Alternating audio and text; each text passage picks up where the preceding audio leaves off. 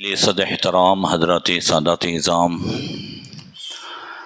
उलमाए ज़वील एहतराम सामीन किराम अस्सलामु अलैकुम व रहमतुल्लाहि व बरकातुहू। अल्हम्दुलिल्लाहि व कफ़ा व सलातु व सलामु अला मुहम्मदिनिल मुस्तफ़ा व अला आलिहि व अस्हाबिहि अल्लज़ीना सईदू फ़ी मआरिजिल हक़्क़ि वल हुदा व खुलफ़ाए सादातिना अबी बकर सिद्दीक़ अकबर व उमर अल फ़ारूक़ आज़म व उस्मान ज़िन्नूरैन व असदिल्लाहिल गालिब अलीय्यिल मुर्तज़ा व इब्निहिल इमाम हसन मुज्तबा व सिबतिहिल इमाम हुसैन शहीद दाफ़िइल कर्ब वल बला व उम्मिहिमा सय्यदतिन निसाइ फ़ातिमत ज़हरा व इब्निहि अब्दुल क़ादिर सय्यदना गौसिल वरा व सिराज उम्मती अबी हनीफ़त इमाम अइम्मतिल हुदा व इमाम अहले सुन्नतिही मुजद्दिदिल आज़म लिदीनिही व शरीयतिही सय्यदना अहमद रज़ा व इब्न शेख अल मुफ्ती अल आज़म मुस्तफ़ा रज़ा व इब्निही सय्यदी व सनदी व ज़ुखरी शेख अल मुफ्ती अख्तर रज़ा व जमी अहले सुन्नती व जमाअती दाइमन अबदन अबदा। अम्मा बाद फ़अऊज़ु बिल्लाहि मिनश शैतानिर रजीम बिस्मिल्लाहिर रहमानिर रहीम। अलिफ लाम मीम अहसिबन नास अन युत्रकू अन यक़ूलू आमन्ना व हुम ला युफ्तनून। सदक़ल्लाहु मौलानल अज़ीम। दुरूद शरीफ पढ़ें। अल्लाहुम्मा सल्लि अला सय्यदना मौलाना मुहम्मदिन मअदनी जूदि वल करम व आलिहि व सहबिहि बारिक वसल्लिम। आती की इस सरज़मीन पर और इस मस्जिद में सय्यदुश शुहदा नवासे मुस्तफ़ा लख्ते जिगरे शेर खुदा नूरे नज़रे फ़ातिमा ज़हरा हज़रत इमाम हुसैन और आपके तमाम साथियों की बारगाह में खिराज अक़ीदत पेश करने के लिए जमा हुए हैं। अल्लाह ताला अपने हबीब सल्लल्लाहु तआला अलैहि वसल्लम के सदक़े में हमारी इस महफ़िल को कबूल फ़रमाएँ। इस महफ़िल को दुनिया व आखिरत में हम सब के लिए ज़रिए नजात बनाएँ। मौलाई करीम फैज़ान शुहदाए करबला से हम सबको माला माल फरमाएँ और इनके बताए हुए चले हुए रास्ते पर चलकर ज़िंदगी गुजारने की तौफ़ीक़ अता फरमाएँ। माशाअल्लाह सादात किराम मौजूद हैं। अल्लाह इनकी मौजूदगी की बरकतों से हम सबको माला माल फरमाएँ। अल्लाह तबारक व तआला ने हम पर करम फरमाया कि हमें ईमान की दौलत से नवाजा और अल्लाह जिसे ईमान अता फरमाता है तो रब फरमाता है कि हम जिसे ईमान देते हैं तो उसे आजमाते हैं। वैसे तो हर नेमत के बाद आजमाया जाता है और सबसे बड़ी नेमत ईमान है। अल्लाह 20वें पारे में फरमाता है अलिफ लाम मीम अहसिबन नास अन युत्रकू अन यक़ूलू आमन्ना व हुम ला युफ्तनून।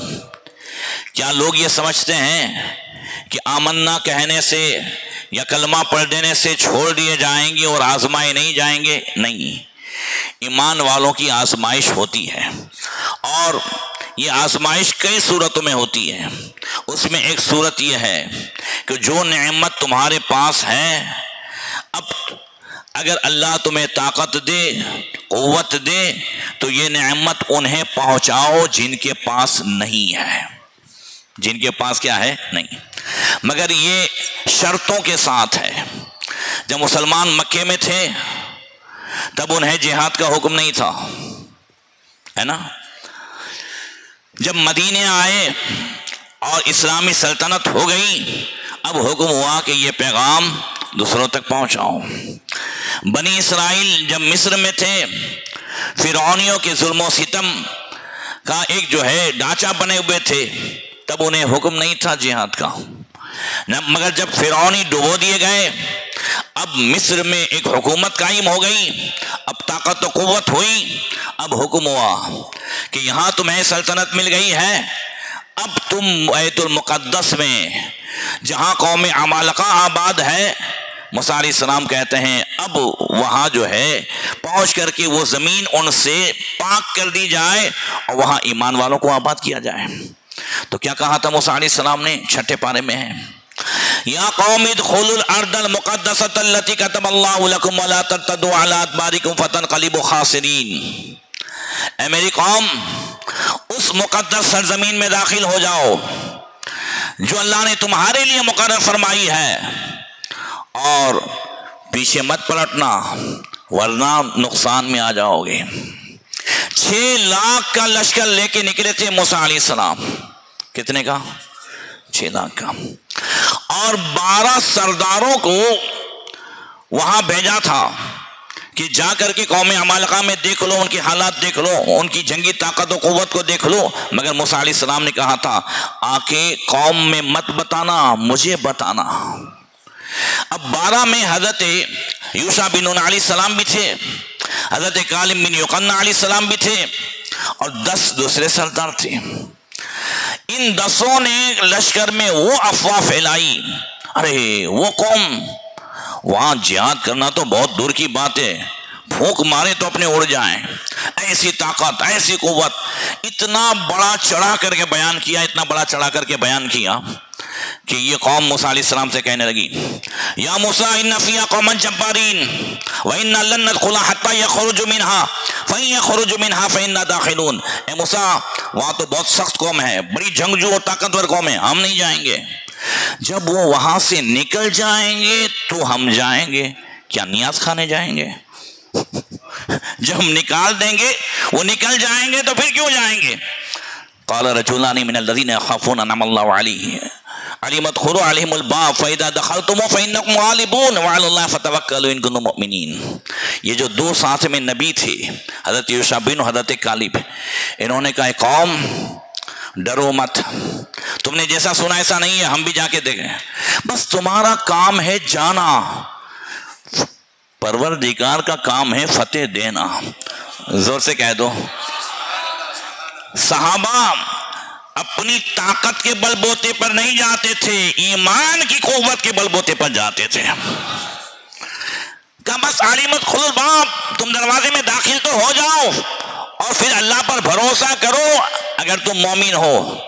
कहने लगे या मूसा इन्ना लन नदखुला अबदम मा दामू फीहा फज़हब अंत व रब्बुक फ़क़ातिला इन्ना हुना क़ाइदून। कहने लगे ए मूसा, हम कभी भी नहीं जाएंगे, जब तक वो हैं वहां पर हम नहीं जाएंगे, और बहुत जिहाद करना है ने मूसा, इज़हब अंत व रब्बुक, तुमने तुम्हारा रब जाकर के लड़ो, हम तो यहाँ बैठे हैं। ये है बनी इसराइल। ये क्या है? अब आइए सहाबा, अब आइए अहले बैत। इस्लाम जिनकी कुर्बानियों से फैला है, जरा उन्हें भी देख लें। बद्र में अल्लाह के नबी सल्लल्लाहु अलैहि वसल्लम जब निकले, सबको मालूम है जिहाद की गर्ज से नहीं निकले थे, जंग की तैयारियों से नहीं निकले थे, एक काफले की गिरफ्तारी के लिए निकले थे। काफला दूसरी तरफ से चला गया, इधर कुफार मक्का 1000 का लश्कर लेकर के आ गए, आमना सामना हुआ। अल्लाह के नबी ने मीटिंग बुलाई, मशवरा किया क्या करना है। सैयदना सिद्दीक़ अकबर ने अर्ज़ किया, या रसूलल्लाह, जो आप हुक्म देंगे हम वो करेंगे, जो आप फरमाते हम जाएंगे। हज़रत मिक़दाद बिन अस्वद खड़े हुए, उन्होंने कहा या रसूलल्लाह इमज़ी लिमा अराकल्लाह व नहनु मअक। या रसूलल्लाह, आप अल्लाह ने जहां का हुक्म दिया है आप चलें, हम आपके साथ हैं। वल्लाहि मा नक़ूल कमा क़ाल बनु इस्राईल इज़हब अंत व रब्बुक फ़क़ातिला इन्ना हुना क़ाइदून वलाकिन्ना नक़ूल मुर अंत व रब्बुक फ़क़ातिला इन्ना मअकुम क़ातिलून।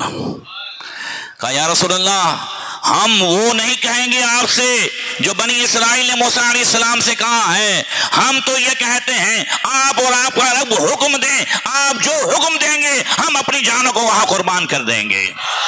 आला हज़रत फरमाते हैं, जानो दिल तेरे कदम पर वारे, क्या नसीबे हैं तेरे यारों के, सिद्क़ अदल करम व हिम्मत में 400 शोहरे हैं इन चारों के।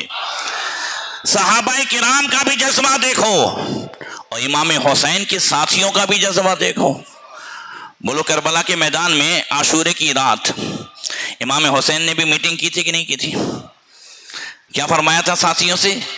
कहा मैं अपने साथियों और अपने अहले बैत से ज्यादा किसी को वफादार नहीं पाता, ये लोग मेरे खून के प्यासे हैं, अगर सुबह मुझे देखेंगे तो तुम लोगों के रास्ते में नहीं आएंगे। मेरे अपने अहले बैत में से एक एक का हाथ पकड़ो और अलग अलग रास्ते चले जाओ। मैं तुम सबसे खुश हूं, और अगर तुम्हें शर्म आती है तो चिराग बुझा दिया और कहा जाओ, आंखों की भी शर्म होती है ना, जाओ, तुम बहुत वफादार हो, मैं इसका इकरार करता हूं। हजरत इमाम मुस्लिम के भाइयों ने तो वफादारी की तकरीर की ही, और साथ में वो जो सहाबा भी थे, मुस्लिम बिन औसदा असदी, वो कहते हैं इमाम हम चले जाएं आपके साथ, आपको छोड़ करके हम चले जाएं तो कल अल्लाह तबारक व तआला को अहले बैत के हक के हवाले से क्या जवाब देंगे अगर अल्लाह ताला पूछेगा। सुनो एक हदीस, इमाम हसन मुश्तबा रज़ियल्लाहु ताला अन्हु कहते हैं, आका करीम ने फरमाया अलज़िमो मवद्दतना अहलल बैत, हमारी अहले बैत की मोहब्बत को लाजिम पकड़ लो। क्या फरमाया? अहले बैत की मोहब्बत को लाजिम पकड़ लो। मन लकी अल्लाह व हुवा यवद्दुना दखल जन्नत बिशफाअतिना। आका फरमाते हैं कि जो अल्लाह से मुलाकात करे इस हाल में कि वो अहले बैत से मोहब्बत करता था तो हमारी शफाअत से जन्नत में दाखिल हो जाएगा। वल्लज़ी नफ्सी बियदी ला यनफ़उ अहदुन अमलहु, कसम उस ज़ात की जिसके कब्जे कुदरत में आका फरमाते मेरी जान है, ला यनफ़उ अहदन अमलु इल्ला बिमारिफति हक़ीना, किसी को उसका अमल काम नहीं आएगा मगर अहले बैत का जो हक है वो जानता हो। अगर अहले बैत का बुग़्ज़ है, सहाबा का बुग़्ज़ है तो नमाज काम नहीं आएगी। अगर सहाबा व अहले बैत की दुश्मनी है तो रोज़ा काम नहीं आएगा, ज़कात व खैरात काम नहीं आएगी। कहा जो भी जो है अगर अमल करता है और हमारी मोहब्बत है तो ये मोहब्बत की वजह से उसका अमल काम आएगा। और भी याद रखें अहले बैत से भी मोहब्बत हुजूर की वजह से है। जोर से कह दो, क्या फरमाया अल्लाह के नबी ने, अहिब्बुल्लाह लिमा यग़ज़ुकुम मिन निअमी, अल्लाह से मोहब्बत करो कि अल्लाह तबारक व तआला ने तुम पर नेमतों की बारिश फरमाई है। व अहिब्बुनी लिहुब्बिल्लाह, और मुझसे मोहब्बत करो अल्लाह की मोहब्बत की वजह से। व अहिब्बु अहले बैति लिहुब्बी, और मेरी मोहब्बत की वजह से मेरे अहले बैत से भी मोहब्बत करो। अहले बैत से मोहब्बत भी जोर से बोलो हुजूर की वजह से, और सहाबा से मोहब्बत तो फरमाया अल्लाह अल्लाह फी असहाबी ला तसुब्बु असहाबी, मैं तुम्हें मेरे सहाबा के बारे में अल्लाह का खौफ दिलाता हूँ, मेरे सहाबा में से किसी को गाली मत देना। फमन अहब्बहुम फबिहुब्बी अहब्बहुम, जो उनसे मोहब्बत करेगा तो मेरी मोहब्बत की वजह से मोहब्बत करेगा।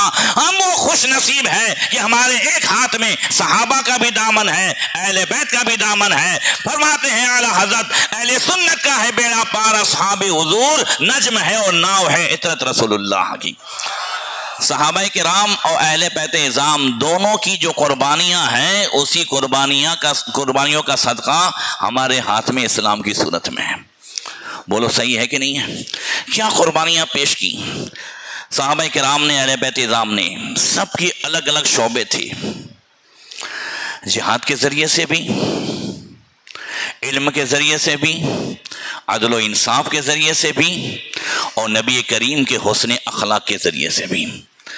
सहाबाए किराम रिज़वानुल्लाह तआला अलैहिम अजमईन कि आप अगर इस मैदान में कुर्बानी देखें, मैं आपको सिर्फ बैतुल मुक़द्दस के हवाले से बताऊं। पहले जब हज़रत उमर फ़ारूक आज़म ने सीरिया फ़तह करने के लिए लश्कर को भेजा और एक के बाद शहर फतेह हो गए, तो यरमुक की फतेह के बाद, अच्छा यरमुक में भी आपको सुना दूं, यरमुक की जो जंग है वो कई दिन चली, तकरीबन 11-12 दिन चली, और उसमें 11 लाख ईसाइयों का लश्कर था। कितना था? और मुसलमान 47,000 थे। कितने थे? और उस वक्त सिपह सालार जो थे वो हज़रत अमीरुल उम्मत अबू उबैदा बिन जर्राह, और लश्कर में मौजूद थे सैफुल्लाहिल मसलूल अल्लाह की तलवार खालिद बिन वलीद भी, अब्दुर्रहमान बिन अबी बकर भी, हज़रत राफ़े बिन उमैरा ताई भी, ज़रार बिन अज़वर भी, एक से एक सहाबा। 47,000 सहाबा का खौफ और उनका डर 11 लाख ईसाइयों के दिल में ऐसा था कि वो जंग के लिए तैयार नहीं हो रहे थे। कई दिनों तक जो है वो सोचते ही रहे, सिर्फ सोचते नहीं रहे, सुलह की कोशिशें करते रहे। और इधर एक ही जवाब था कि या तो जो है इस्लाम कबूल करें या जिजिया दें। क्या दें? आपको सुनाऊं क्या अल्लाह ने फरमाया चौथे पारे में यहूदियों के ताल्लुक से, ईसाइयों के ताल्लुक, दुरिबा अलैहिमु ज़िल्लतु ऐनमा सुक़िफ़ू इल्ला बिहब्लिम मिनल्लाहि व हब्लिम मिनन्नास। कहा है कि नहीं कहा अल्लाह ने? उन पर मोहताजी मुकर्रर कर दी गई नबियों की गुस्ताखी की वजह से। तो अब या तो अल्लाह की रस्सी से जिएंगे या लोगों की रस्सी से। अल्लाह की रस्सी यह है कि मुसलमानों से सुलह करें और जिजिया दें। लोगों की रस्सी यह है कि कुफार और मुशरिकीन से गांठ साठ करें और उनका साथ लेकर के जीने की कोशिश करें। तवज्जो है? तो अब या तो जिजिया दो या इस्लाम कबूल करो या लड़ने के लिए तैयार हो जाओ। दूसरे दिन इन लोगों ने सोचा कि मुसलमान अरब हैं, हमारे लश्कर में भी 60,000 अरब ईसाई थे, ईसाई अरब।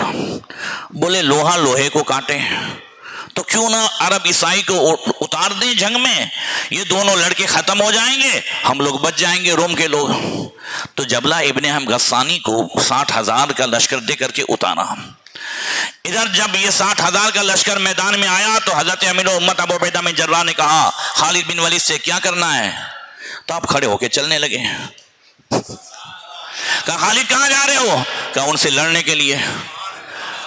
कहा अकेले? बोले काफी हूं।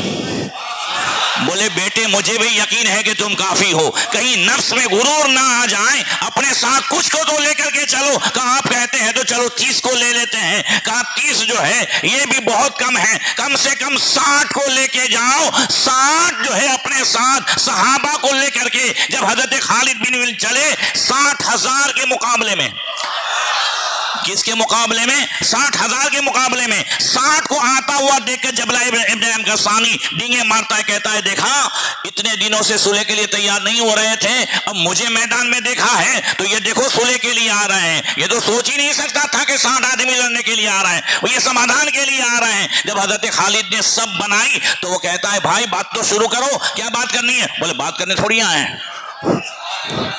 बोले इस तरह कोई आता है? बोले अब बातों का टाइम चला गया। बोले 60 आदमी 60। बोले तू लड़ने से काम रख, तारीख गवाह है कि 60,000 के मुकाबले में 60 आदमी। सुबह से लड़ाई शुरू हुई, शाम को 5,000 ईसाई मैदान में मुर्दा पड़े थे और 55,000 भाग रहे थे। सिर्फ 10 सहाबा शहीद हुए थे और बकिया उनके पीछे उन्हें पकड़ने के लिए भाग रहे थे। अल्लाह ने 60,000 के मुकाबले में भी 60 सहाबा को फतह अता फरमाई है।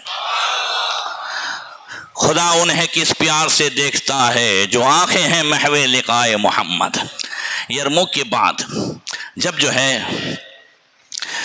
बैतुल मुक़द्दस की तरफ रवाना होने के लिए हुक्म आया तो हज़रत अमीर उम्मत ने 5,000 भेजा, फिर 5,000 लश्कर बराबर जो है उसका मुहासरा हुआ बैतुल मुक़द्दस का।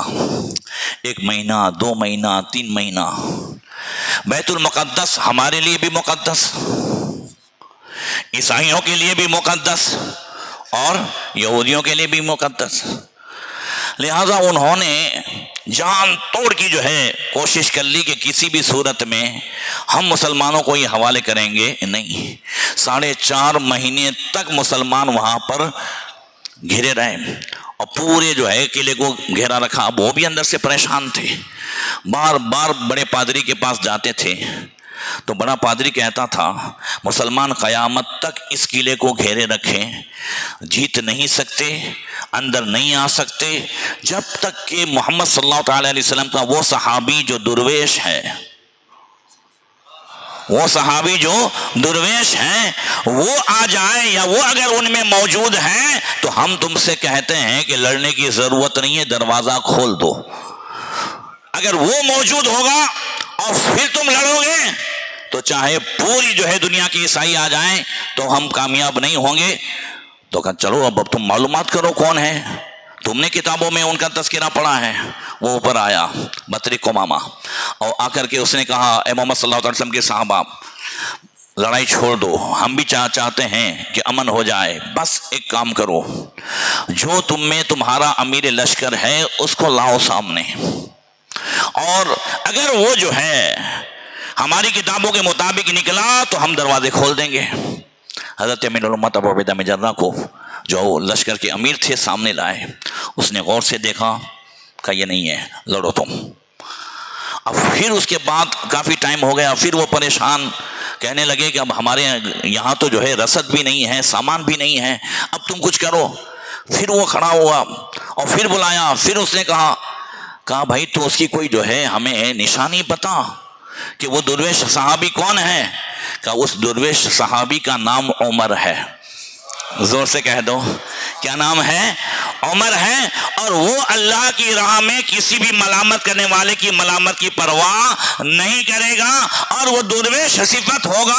हज़रत अमीरुल उम्मत कहते हैं वल्लाहि फुज़्तु बिरब्बिल काबा, रब्बे काबा की कसम हम कामयाब हो गए। बोले कैसे कामयाब हो गए? कहा वही हमारे अमीरुल मोमिनीन हैं, इनके हुक्म से हम यहाँ आए हैं। कहा अगर वही है तो उनको बुलाओ, हम उनको देखेंगे तो दरवाज़ा खोल देंगे।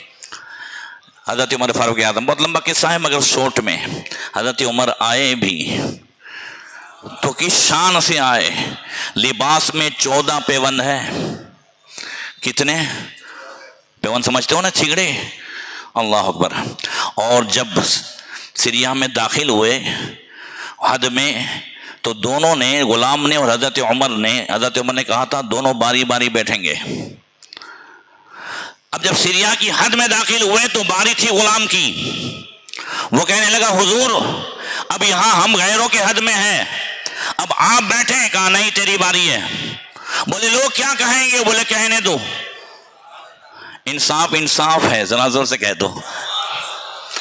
हज़रत उमर दाखिल हुए, शानदार इस्तकबाल किया सहाबा ने। अब उसके बाद उन लोगों से कहलवाया कि भाई हमारे अमीरुल मोमिन आ गए हैं। कहा ठीक है, कल सुबह उन्हें अकेले भेजो, उन्हें अकेले भेजो। कहने लगे हज़रत अमीरुल उम्मत ये ईसाई हैं, कहीं धोखा ना करें, हम आप अकेले जाएंगे तो कहीं ऐसा ना हो कि आपको जो है शहीद कर दें। फरमाया अमीरुल उम्मत कुरान की आयत भूल गए कि कुल नहीं युसीबना इल्ला मा कतबल्लाहु लना हुवा मौलाना। वही मुसीबत पहुंच सकती है जो अल्लाह की तरफ से है, अल्लाह हमारा मददगार है, मैं अकेला जाऊंगा। कहा अमीरुल मोमिनीन आप जा रहे हैं ठीक है, मगर ये जो मुल्क है ये बड़ा पावरफुल मुल्क है, और यहाँ ऐश आराम ज़र्क बर्क लिबास, यहाँ के जो बड़े बड़े बादशाह हैं वो सोने की कुर्सियों पे बैठते हैं, उनका लिबास अलग होता है, और आप इस अंदाज से जा रहे हैं ऊँटनी पर, और ये लिबास ऐसा ना करें, कम से कम घोड़े पर सवार हो जाइए, और ये अच्छा लिबास। हज़रत उमर फारूक आज़म हज़रत अमीरुल उम्मत की और अबू उबैदा बिन जर्राह की बहुत इज्जत करते थे, ये भी अशरफ मुबश्शरा में से। कहा ठीक है आप कहते हैं चलो पहन लेता हूँ। पहन लिया लिबास, घोड़े पर सवार हुए, चंद कदम चले, ऐसे ही कांपते हुए वापस आए। कहा अमीरुल उम्मत तुम्हारा लिबास लो, मुझे वही दो। कहा हुजूर क्या हुआ? कहा लिबास पहनने के बाद नफ्स को ऐसा लगता है कि जैसे मैं बड़ा हूं, और मैंने नबी करीम सल्लल्लाहु अलैहि वसल्लम को फरमाते हुए सुना है कि ला यदखुलुन नार मन क़ाल फ़ी क़ल्बिही मिस्क़ाल हब्बतिन मिन खर्दल मिन ईमान। जिसके दिल में एक राई के दाने के बराबर ईमान होगा वो जहन्नम में नहीं जाएगा। वला यदखुलुल जन्नत मन कान फ़ी क़ल्बिही मिस्क़ाल हब्बतिन मिन खर्दल मिन किबरिन। और जिसके दिल में राई के दाने के बराबर तकब्बुर होगा वो जन्नत में नहीं जाएगा। मुझे ऐसा लगता है कि मैं बड़ा लग रहा हूँ, ये लिबास तुम लो, मुझे उसी लिबास में जाने दो। ये लिबास पहन करके जब हज़रत उमर गए, बतरी कुमामा ने देखा, देखता रहा, अचानक चिल्लाता है, कहता है क्या देखते हो? अरे दरवाजा खोलो, यही मोहम्मद बिन अब्दुल्ला के सहाबी हैं, हमारी किताबों में लिखा है, इन्हीं के हाथ पर अल्लाह ताला ने बैतुल मुक़द्दस की फतेह लिखी है। अल्लाह अकबर। दरवाजे खोल दिए गए। पीर का दिन था, वो फतेह हुई। कौन सा दिन था? पीर का दिन। इन लोगों ने कहा आप आ जाओ सब। हज़रत उमर ने कहा नहीं अभी नहीं। कहा फिर भी हमें आप पर भरोसा ये है कि हम अब दरवाज़ा बंद नहीं करेंगे,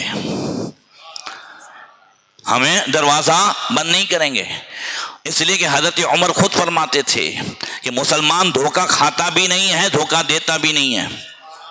धोखा देता भी नहीं, धोखा खाता भी नहीं। कहा जो है हम दरवाज़ा खुला रखेंगे। हज़रत उमर ने कहा हम जुमा की नमाज के लिए आएंगे, जुमा की नमाज के लिए आएंगे, सब के सब आएंगे। तो उन्होंने कहा ठीक है, हम आपस में लेन देन करते हैं, हम दरवाज़ा खोलते हैं, हमारे लोग आएँ, तुम्हारे से भी कुछ खरीदें, इस तरह आपके लोग भी आ सकते हैं। इधर कुछ जो फसादी थे, जो लड़ाई झगड़ा ही हमेशा चाहते थे, उन ईसाइयों के पेट में दर्द हुआ। वो कहने लगे एक आदमी की ज़ियारत से बगैर मुसलमानों का खून बहाए हुए बैतुल मुक़द्दस उनको सुपुर्द कर दिया जाए, यह कैसे हो सकता है? ये तो उसका धोखा भी हो सकता है पादरी का। आपस में ही उनका मसला हुआ। बोले कुछ भी करना है, मुसलमानों का खून बहाना है। तो बोले क्या करेंगे? तो उन्होंने मीटिंग की।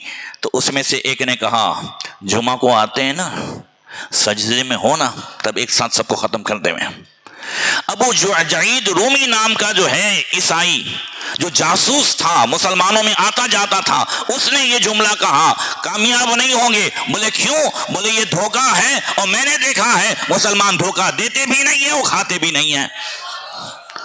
बोले फिर क्या करें? बोले देखो हमारा समाधान हो गया है, अब इनको कसूर में लो, वाक में लो। अगर कसूर में लेकर के हम हमला करेंगे तो फिर दुनिया में हमारी नामोसी भी नहीं होगी, रुसवाई भी नहीं होगी। बोले किस तरह लें? कि जब जुमा को आते हैं तो ये इतने दिनों से बाहर हैं, हज़ारों उसमें नौजवान हैं, पूरे बाजार को सजा दो हीरे चांदी जवाहरात से, रेशमी कपड़ों से, और एक भी सिपाही ना हो, पूरे बाजार में लड़कियां हो, और वो भी आधे कपड़े पहने हुए, नीम होरियां लड़कियां आधे आधे कपड़े पहने हुए, और सबको वहां पे सजा दो, खड़ी कर दो खूबसूरत लड़कियों को।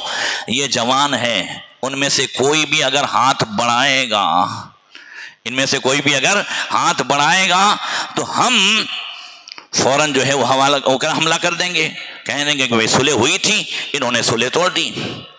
बोले ये बात सही है। ये बात क्या है? यही बात तो बलम बिन बाबूरा ने बताई थी ना मूसा अलैहिस्सलाम के लश्कर में, और फिर वो लोग मुब्तला हो गए थे, मगर वो थे ये यहां भी इन्हें मुब्तला करने के लिए बाजार सजाया गया, लड़कियां जो है रखी गई। मगर जुमा के दिन सुबह जैसे हजरत उमर फारूक आजम दरवाजे पर आए, पूरा मंजर देखा, पीछे मुड़े, कहा मुसलमानों ईमान का इम्तिहान है, अब आओ कुरान पे अमल करो। अल्लाह फरमाता है कुल लिल मुमिनीना यगुद्दू मिन अब्सारिहिम व यहफज़ू फुरूजहुम, महबूब फरमा दो मोमिनों से अपनी निगाहें नीची रखो और शर्मगाह की हिफाजत करो। ए मुसलमानों निगाहों को नीची कर लो और इधर उधर कोई ना देखे। सारे मुसलमान 47,000 मुसलमान जा रहे हैं और जा रहे हैं। इधर जो है सोना है, चांदी है, रेशम है और खूबसूरत लड़कियां हैं, हसी और जमील लड़कियां हैं। मुसलमान किसी को नहीं देख रहे हैं। 47,000 मुसलमान बैतुल मुक़द्दस पहुंच गए, किसी हुस्न जमाल को नहीं देखा। अरे क्यों देखे? जिसने मुस्तफा के तलवे को देखा है वो दुनिया के हुस्न जमाल को क्यों देखे? तेरे कदमों में जो है गैर कामों क्या देखे? कौन नजरों में रचे देख के तलवा तेरा।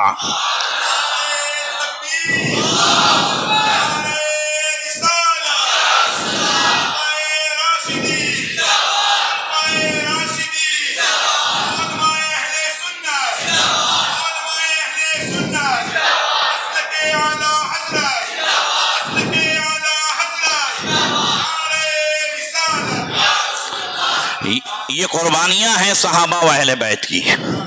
इन्हीं की मुकद्दस कुर्बानियों से शरीयत शरीयत रही, तबीयत तबीयत रही। तवज्जो है, शरीयत शरीयत रही, तबीयत तबीयत रही। अगर हुसैन और आपके साथी कुर्बानी न देते तो तबीयत शरीयत हो जाती। तवज्जो है ना, क्या हो जाती? तबीयत शरीयत हो जाती। अल्लाह के नबी ने फरमाया अन्नासु अला मुलुकी दीनिहिम, लोग अपने बादशाह के तौर तरीके पर होते हैं। तो यजीद जिस तबीयत को शरीयत बनाना चाहता था, जिनाकारी आम, नमाज रोज़ों की परवाह नहीं, शराब आम। तो अब हुसैन ने जो कुर्बानी दी है, सहाबा ने जो कुर्बानी दी है, उस कुर्बानी का मकसद ही यही है ताकि तबीयत रहे, शरीयत शरीयत रहे, और नबी का ये फरमान पूरी दुनिया में आम हो जाए कि ला युमिनु अहदुकुम हत्ता यकून हवाउ तबअन लिमा जीतु भी। नबी ने फरमाया तुम में से वो कोई मोमिन हो ही नहीं सकता जब तक कि मैं जो शरीयत लेकर के आया हूं अपनी तबीयत को मेरी शरीयत में ढाल दे तो पक्का मुसलमान हो सकता है। यही फर्क है। और हर साल करबला की वाक़यात सुनने के बाद भी अगर तबीयत शरीयत में फ़र्क न महसूस हो तो समझ लो हमने आदत के कान से सुना है, इबरत के कान से नहीं। तवज्जो है, सुनने वाले जो कान है ना, वो कान आपको मिलेंगी करबला के मैदान में। किसके मैदान में मिलेंगे? करबला के मैदान में। इसको पहले मैं आपको यूँ समझाऊँ। अल्लाह के नबी ने हज़रत अबू हुरैरा से फरमाया, ला तुक्सिर ज़िहक फ़इन्न कसरत ज़िहक तुमीतुल क़ल्ब। अबू हुरैरा ज़्यादा मत हंसा करो, ज़्यादा हंसना ये दिल को मुर्दा कर देता है, और दिल मुर्दा होता है तो क्या होता है? तो हज़रत ख्वाजा हसन बसरी के पास एक शख्स आया और कहने लगा कि ऐसा लगता है कि हमारे दिल सो गए हैं। फरमाया क्यों ऐसा लगता है? कहने लगा आप कुरान सुनाते हो असर नहीं होता, हदीस सुनाते हो असर नहीं होता, वाक़यात सुनाते हो असर नहीं होता, तो ऐसा लगता है दिल सो गए हैं। फरमाया जब तुम्हारे दिल की ये कैफियत हो कि कुरान असर न करे, हदीस असर न करे, तो इस वहम में मुब्तला मत होना कि दिल सो गए हैं। यकीन कर लेना कि दिल मर गए हैं। सोए हुए को जगाया जा सकता है, मरे हुए को जगाया नहीं जा सकता। सही है? पूरे 22,000 के लश्कर में सबके दिल मरे हुए थे, एक का दिल सोया हुआ था। जोर से बोलो, जिसे हजरत हूर कहते हैं। सबने इमाम हुसैन का खुतबा सुना, सबने सुना। इमाम हुसैन ने फरमाया कि मैं नबी का नवासा हूँ, इस रुए ज़मीन पर मेरे सिवा कोई नबी का नवासा नहीं है।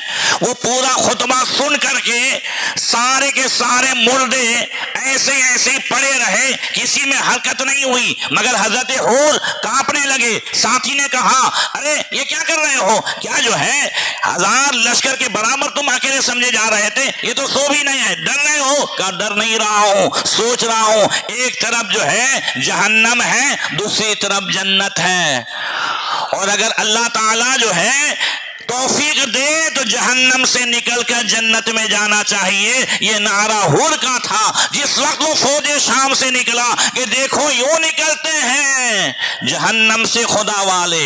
हजारों में 72 थे तस्लीम और रजा वाले, हकीकत में खुदा उनका था और वो थे खुदा वाले। हुसैन इब्ने अली की क्या मदद कर सकता था कोई? वो खुद मुश्किल कुशा थे और थे मुश्किल कुशा वाले। यहाँ एक नुक्ता बताऊं, हजरत हुर के यहाँ आने से, इस लश्कर में आने से क्या इमाम हुसैन का कोई बड़ा फायदा हो जाता? नहीं ना। मगर आपकी आती का अगर कोई सदर या इमाम अगर कहीं जाए अपनी कौम का सदर, तो कौम के सदस्यों को देखकर पहचान लेता है कि ये मेरा है। सही है? हुसैन जन्नती जवानों के सरदार हैं। इन्होंने देखा कि 22,000 जहन्नमियों में एक जन्नती भी खड़ा है, तो क्यों ना गुफ्तगू कर दी जाए तो ये सोया हुआ दिल जाग जाए और जहन्नम से निकल करके जन्नत का हकदार हो जाए। एक नुक्ता और बताऊं, 22,000 यजीदी ही तो थे। हाँ या ना, जोर से बोलो। यजीदी ही तो थे ना, कि और कोई था? यजीदी थे। इसमें हजरत हुर भी मदीने से आए थे कि कोफा से आए थे? जो ये सब काम करने के लिए आए थे वही काम करने तो हजरत हुर भी आए थे, गिरफ्तार करने। इन सब का दिल मरा और हुर का दिल सोया। ऐसा क्यों? तवज्जो है?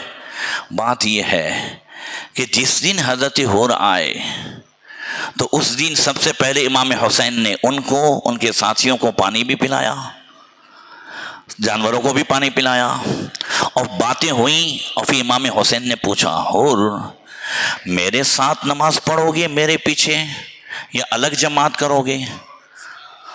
तो उन्होंने कहा, आप इब्ने रसूल हैं, आप इमाम हैं, आपको छोड़ कर के हम अलग जमात करेंगे? हम आपके पीछे नमाज पढ़ेंगे। इसी अदब अहले बैत ने, इसी नवासे रसूल के अदब ने हूर के दिल को मरने नहीं दिया। सोया हुआ था दिल, इमाम हुसैन के खुतबे ने जगा दिया और जहन्नम से निकाल करके जन्नत का हकदार बना दिया। याद रखें, सहाबा और मूसा अलैहिस्सलाम के सहाबा, हुजूर के सहाबा, मूसा अलैहिस्सलाम के सहाबा, दोनों में फ़र्क यही है, वहाँ अदब नहीं था, यहाँ अदब है। ज़ोर से बोलो, बोलो, अदब है कि नहीं है? ताज़ीम है कि नहीं है? जो कुछ मिलता है वो अदब से मिलता है। सहाबाए किराम रिज़वानुल्लाह तआला अलैहिम अजमईन, हज़रत खालिद बिन वलीद हर जंग में जीतते थे। जीतते थे कि नहीं जीतते थे? फतेह पाते थे। किस वजह से? तो उन्होंने जंगे कनसरीन में इस बात को वाज़े किया। जंगे कनसरीन ये सीरिया ही में वो किला था कि जिसके हाकिम ने अमीरुल उम्मत अबू उबैदा बिन जर्राह से सुलह की। जब सुलह करने आया था तभी खालिद बिन वलीद यूं करते थे, बोले आपको सुलह पसंद नहीं है? बोले पसंद है मगर धोखा पसंद नहीं है। अमीरुल उम्मत से कहा कि ये धोखा दे रहा है सुलह के नाम पे, ये टाइम मांग रहा है, ये लाएगा बुलाएगा। वही हुआ। 1 साल के बाद उस हाकिम ने जिसने सुलह कर ली थी 10,000 का लश्कर बुलाया। इसमें ये जबला इब्न गस्सानी था जो 10,000 का लश्कर लाया। हजरत खालिद बिन वलीद को पता चला, कहा देखो उसने धोखा दिया है। बोले क्या करोगे? बोले 10 को लेके जाता हूं। जोर से, किसको लेके जाता हूं? 10 को। बोले 10 को लेके जा रहे हो? बोले बस काफी है, मुझे आप जाने दीजिए, उनका लश्कर आ रहा है, मैं सब करूंगा अपने हिसाब से।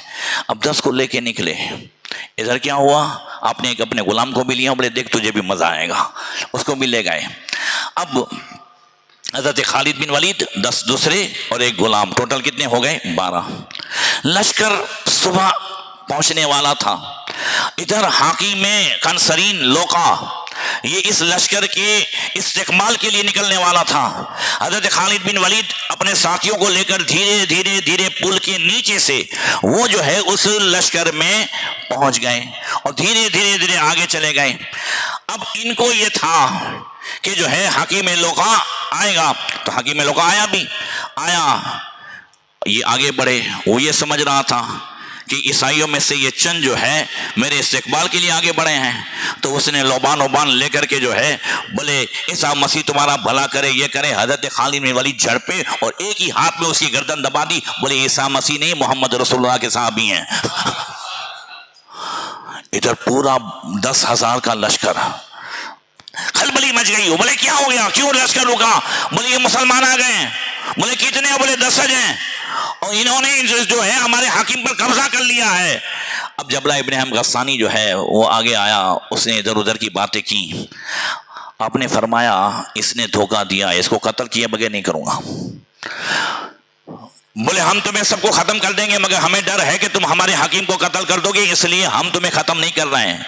फरमाया अगर तू इंसाफ की लड़ाई लड़ना चाहता है तो एक एक को भेज, हम 12 हैं तुम 10,000 हैं, एक एक को भेज।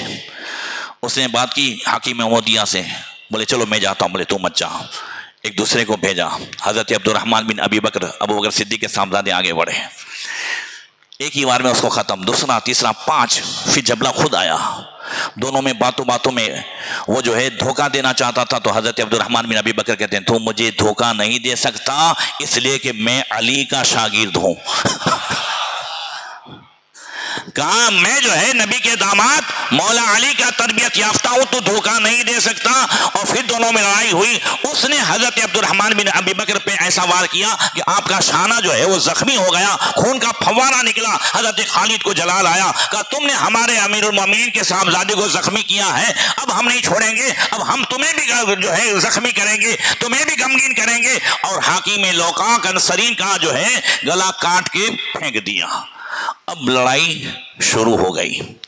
कहते हैं 10,000 के बीच में ये 10, इसलिए कि हज़रत खालिद बिन वलीद ने अपने गुलाम से कहा तुम हज़रत अब्दुर्रहमान बिन अबी बकर को लेकर साइड में हो जाओ।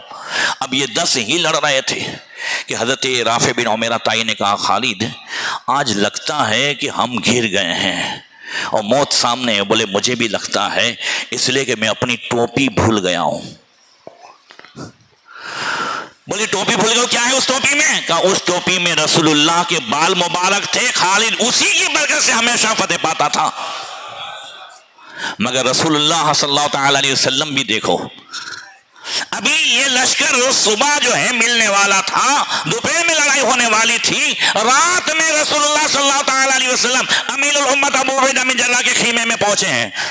जरा जोर से हजरत अमीरुल उम्मत, दोपहर हुई तो क्या देखा खालिद बिन वलीद ने, बिल्कुल घेरे में आ गए थे। अब 10 शहीद हो जाएंगे कि अचानक पूरा लश्कर आ रहा है। पूरा लश्कर आया, इनसे पूछा तुमको किसने बताया? अमीरुल उम्मत कहते हैं रात को सोया था, नबी आए तशरीफ लाए, फरमाया या इब्न जर्राह अतनाम अन नुसरत कौमिल किराम फकद अहात बिल लिहाम फल हक बि खालिद फइन्ना इंशाअल्लाह बिकुम लाहिकीन।